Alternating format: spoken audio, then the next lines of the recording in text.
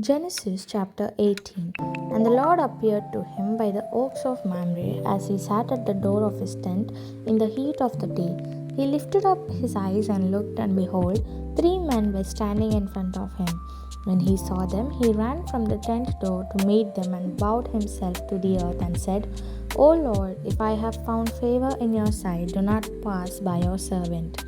Let a little water be brought, and wash your feet and rest yourself under the tree, while I bring a morsel of bread, that you may refresh yourselves, and after that you may pass on, since you have come to your servant. So they said, Do as you have said. And Abram went quickly into the tent to Sarah and said, Quick, 3 seahs of fine flour, knead it and make cakes. And Abram ran to the herd and took a calf, tender and good, and gave it to a young man who prepared it quickly. Then he took curds and milk and the calf that he had prepared and set it before them. And he stood by them under the tree while they ate. They said to him, Where is Sarah your wife? And he said, She is in the tent. The Lord said, I will surely return to you about this time next year, and Sarah your wife shall have a son. And Sarah was listening at the tent door behind him. Now Abram and Sarah were old, advanced in years. The way of woman had ceased to be with Sarah. So Sarah laughed to herself, saying, After I am worn out and my Lord is old, shall I have pleasure? The Lord said to Abraham, Why did Sarah laugh and say, Shall I indeed bear a child now that I am old? Is anything too hard for the Lord? At the appointed time I will return to you about this time next year, and Sarah shall have a son. But Sarah denied it, saying, I did not laugh, for she was afraid. He said, No, but you did laugh. Then the men set out from there, and they looked down towards Sodom, and Abraham went with them to set them on their way. The Lord said, Shall I hide from Abraham what I am about to do? Seeing that Abraham shall surely become a great and a mighty nation, and all the nations of the earth shall be blessed in him. For I have chosen him that he may command his children and his household after him to keep the way of the Lord by doing righteousness and justice, so that the Lord may bring to Abraham what he has promised him. Then the Lord said, Because the outcry against Sodom and Gomorrah is great, and their sin is very grave, I will go down to see whether they have done altogether according to the outcry that has come to me, and if not, I will know. So the men turned from there and went towards Sodom, but Abraham stood still before the Lord. Then Abraham drew near and said, Will you indeed sweep away the righteous with the wicked?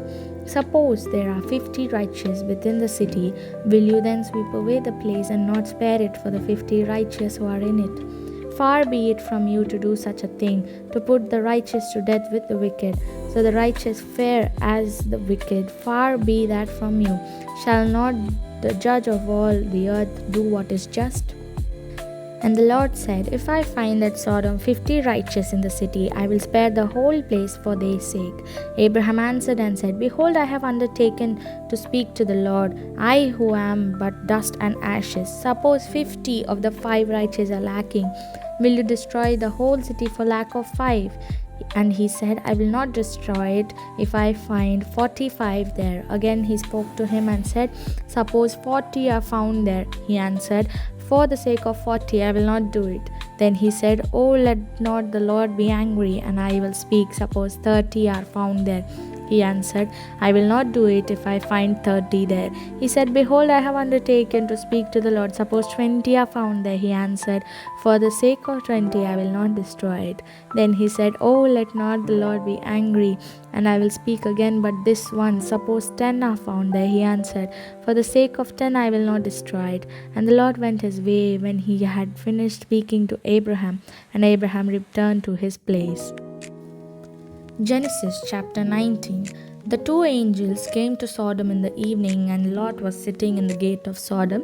When Lot saw them, he rose to meet them and bowed himself with a face to the earth, and said, My lords, please turn aside to your servant's house and spend the night and wash your feet. Then you may rise up early and go on your way. They said, No, we will spend the night in the town square. But he pressed them strongly, so they turned aside to him and entered his house. And he made them a feast and baked unleavened bread, and they ate. But before they laid down, the men of the city, the men of Sodom, both young and old, all the people to the last man, surrounded the house. And they called to Lot, "Where are the men who came to you tonight? Bring them out to us, that we may know them." Lot went out to the men at the entrance, shut the door after him, and said, "I beg you, my brothers, do not act so wickedly. Behold, I have 2 daughters whom have not known any man. Let me bring them out to you, and do to them as you please. Only do nothing to these men, for they have come under shelter of my roof." But they said, "Stand back." And they said, "This fellow came to sojourn, and he has become the judge. Now we will deal worse with you than with them." Then they pressed hard against the man Lot and drew near to break the door down. But the men reached out their hands and brought Lot into the house with them and shut the door. And they struck with blindness the men who were at the entrance of the house, both small and great, so that they wore themselves out groping of the door. Then the men said to Lot, "Have you anyone else here, son-in-laws, sons, daughters, or anyone you have in the city? Bring them out to the place. For we are about to destroy this place, because the outcry against his people has become great before the Lord, and the Lord has sent us to destroy it." So Lot went out and said to his son-in-laws, who were up to marry his daughters, "Up, get out of this place, for the Lord is about to destroy the city." But he seemed to his son-in-laws to be jesting.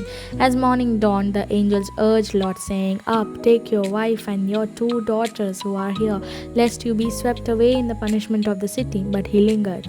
So the men seized him and his wife and his 2 daughters by the hand, the Lord being merciful to him, and they brought out and set him outside the city. And as they brought them out, one said, "Escape for your life. Do not look back or stop anywhere in the valley. Escape to the hills, lest you be swept away." And Lot said to them, "Oh no, my lords, behold, your servant has found favor in your sight, and you have shown me great kindness in saving my life. But I cannot escape to the hills, lest the disaster overtake me and I die.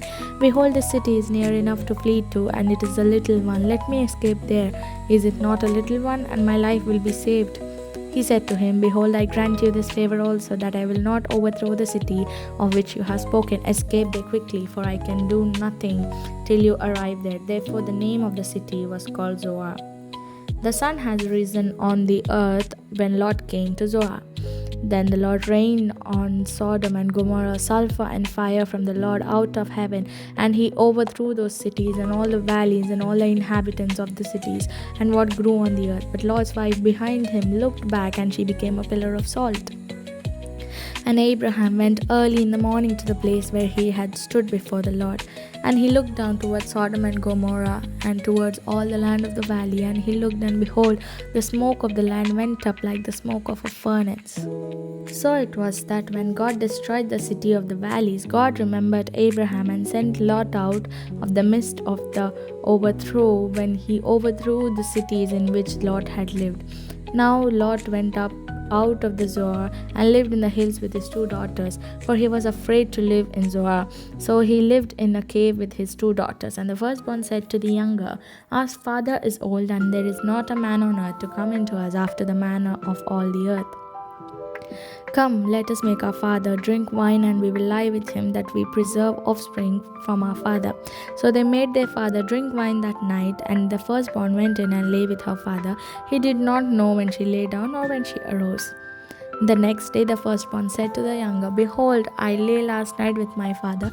Let us make him drink wine tonight also. Then you go in and lie with him, that we may preserve offspring for our father." So they made their father drink wine that night also, and the younger arose and lay with him, and he did not know when she lay down or when she arose. Thus both the daughters of Lot became pregnant by their father. The firstborn bore a son, and his name called Moab, and he is the father of the Moabites to this day. And the younger also bore a son, and called his name Ben-Ami. He is the father of the Ammonites to this day. From there Abraham journeyed towards the territory of Negeb, and lived between Kadesh and Shur, and he sojourned in the Gerar. And Abraham said to Sarah his wife, "She is my sister." And Abimelech king of Gerar sent and took Sarah. But God came to Abimelech in a dream by night and said to him, "Behold, you are a dead man because of the woman whom you have taken, for she is a man's wife." Now Abimelech had not approached her, so he said, Lord, will you kill an innocent people? Did he not himself say to me, She is my sister, and she herself said, He is my brother? In the integrity of my heart and the innocence of my hands, I have done this. Then God said to him in the dream, Yes, I know that you have done this in the integrity of your heart, and it was I who kept you from sinning against me. Therefore, I did not let you touch her. Now then, return the man's wife, for he is a prophet, so that he will pray for you, and you shall live. But if you do not return her, know that you shall surely die, you and all who are yours. So Abimelech rose early in the morning and called all his servants and told them all these things, and the men were very much afraid. Then Abimelech called Abram and said to him, What have you done to us, and how have I sinned against you, that you have brought on me and my kingdom a great sin? You have done to me things that ought not to be done. And Abimelech said to Abraham, What did you see that you did this thing? And Abraham said, I did it because I thought there is no fear of God at all in this place, and they will kill me because of my wife. Besides, she is indeed my sister, the daughter of my father, though not the daughter of my mother, and she became my wife. And when God caused me to wander from my father's house, I said to her, This is the kindness you must do to me. At every place to which we come, say of me, He is my brother. Then Abimelech took sheep and oxen and male servants and female servants and gave them to Abraham and returned Sarah his wife to him. And Abimelech said, Behold, my land is before you, dwell where it pleases you. To Sarah he said, Behold, I have given your brother 1,000 pieces of silver. It is a sign of your innocence in the eyes of all who are with you, and before everyone you are vindicated.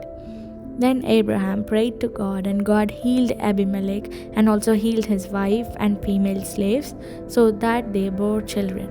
For the Lord had closed all the wounds of the house of Abimelech because of Sarah, Abraham's wife.